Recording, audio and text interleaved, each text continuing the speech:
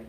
I'm only mentioning it. An adjustable rate mortgage, called an ARM, adjustable rate mortgage, is a mortgage whose interest rate changes as the interest rates in the economy change. It is the reason why 14 million houses were lost between 2006 and 2010. People had adjustable rate mortgages. They didn't know what it meant. When interest rates went up, they couldn't afford their house. They lost their house. So those are two basic mortgages I want you to know, conventional or fixed. You should always buy a fixed rate today. Anybody who buys an adjustable rate mortgage is a moron, because interest rates today are so low, they can't go any lower. Fix your mortgage. And yet, all the time in the paper, you can hear, or even on the TV, come in and get your adjustable rate mortgage at 2.2%. They want you to do it because they know this month, Wexler says the Fed is going to raise interest rates, and they know they're about to get more money off you. So, adjustable rate, you should know economics before you buy a house. I want you to know that. Equity loans, we're going to see that if you do take your 15-year mortgage, so let's talk about that for a minute. You did the mortgages. What was the percent difference between a 15-year and a 30-year? Half. 49%. A little less. It's not double. Which means when you're looking to buy a house, if you really want to get rich quicker, let's buy a house with a 15-year mortgage, because in 15 years you own that house. Now you have all this money you can use for other things, because by buying a 30-year mortgage, and today it's even going longer, 40 and 50 and 60 years, in 15 years, on a 30-year mortgage, you still owe 80% of the mortgage. You've paid very little in 15 years, but the guy with the 15-year mortgage paid off the house. So you're better off buying a house a little bit, not quite as nice as maybe you want, but still a nice house, and paying it off in 15 years. So when I said pay yourself first, I also want you to live. Living in a home, living in a park, living in the place that you really want brings a smile to your face when you come home at night and when you leave in the morning, knowing what you're coming home to. Well, many people don't get a chance to do that. If you buy this house right, even if you didn't put a nickel toward investing, which I don't want to happen, but if it happened because you were buying your house right, in 15 years you're going to have an asset worth $500,000 or more. That's money, because we can get that money out called equity loans. So I want you to do that. Now, one of my daughters, the one that just moved back here, she's been in that house for a year. That house will be paid off in 2 more years, because everything is going toward the house, pay it off. That's tons of money for them. Sure, the bank account isn't sitting with it because they're using all the money to pay down the loan. But as soon as that's paid off, there's thousands a month that they can use for anything they want. So these are all choices. Closing costs we've talked about. Deed recording, that's part of title insurance, okay? Escrow, I've already explained in appraisal. Are there any questions on this? You're going to need all of that for any quiz or anything that comes up. All right. Here is an example. Think for a minute. The average income in this country is $31,000 per person. The average income per family household is $52,000, down in the last 8 years under Obama, down about $2,000. Which means not many people make $100,000 a year. It's about 88 percentile and above. The top 12% are at $100,000 or more. You would have about $30,000 in taxes. We'll do that in February. Social Security is 6.2%. We've already done that. 1.45 for Medicare. That would be $7,650. If you subtracted these two from this, that gives you $62,350 of disposable income, money to use for your bills, and then if you had anything left, it'd be discretionary. If you did buy that $330,000 home, 3 times this approximately, I forgot the interest rate, and I forgot whether I did this on a 15-year or 30-year, so I apologize. But your payments would be about $29,000 a year. You'd have Insurance and property taxes, add those together is 13,000. That's 2% of, I'm sorry, that's 4% to each of your $330,000 home. That would leave you with $19,850 to spend for the year. And what have we not bought? Food. What else? Cars. Clothes. What else? Entertainment. What else haven't we bought? Vacation. Furniture. His poker habit. Okay. So you play poker?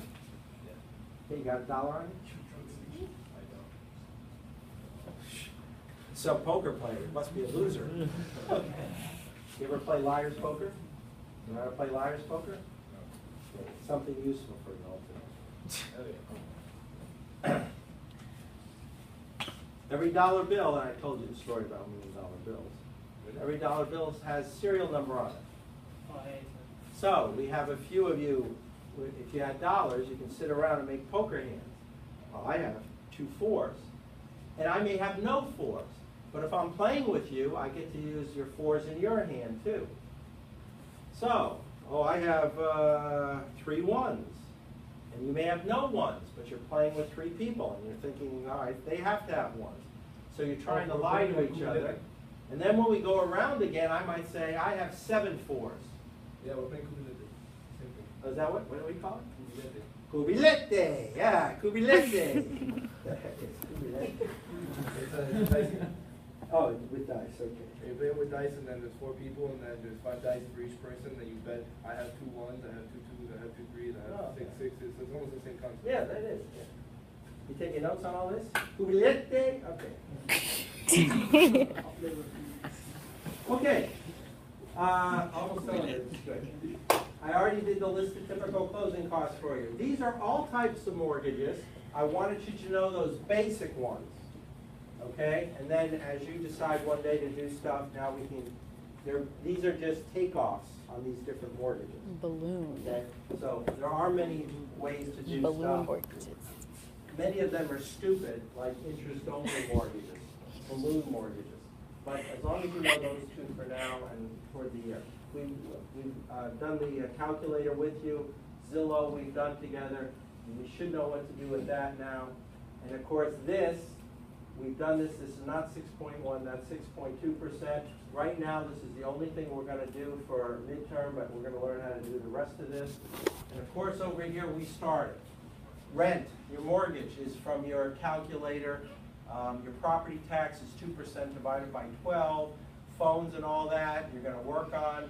Again, all of you, I don't think anybody was under budget when we did the project, which means you've got to find a way to make sure you're checking while you're doing the project, putting in your actual cost of your cars and any other costs you have. We are going to be doing health care and disability care. That's why I want you to look at chapter 14. Clothing, if you have children, if you have 6 children, if you think you are getting away with not spending any money. Of course, on the other hand, you might go down to Goodwill, because Goodwill has a lot of nice clothes. I mean, I donate a lot of stuff to Goodwill. There's a lot of nice stuff there. I got a white dinner jacket one year when I had to play a detective at a party. So I went to Goodwill and it was fun. Okay, college, wedding, if you're making $100,000 a year and you're in the top 88 percentile, you can't put away money for your kids' college. You're using all your money to get by on. And that's why all this does matter. Okay? Yeah. You said that it's 3 times your annual income. Your gross income from and because of your question, I'm going to be a little more specific. From your, hey, you should never use money. I don't like to use the word never. You shouldn't use investment dollars to support your house. You should use investment dollars for your future, for kids' education, for stuff like that. If you're using investment income for your daily needs, it means you're not budgeting right or you've overspent.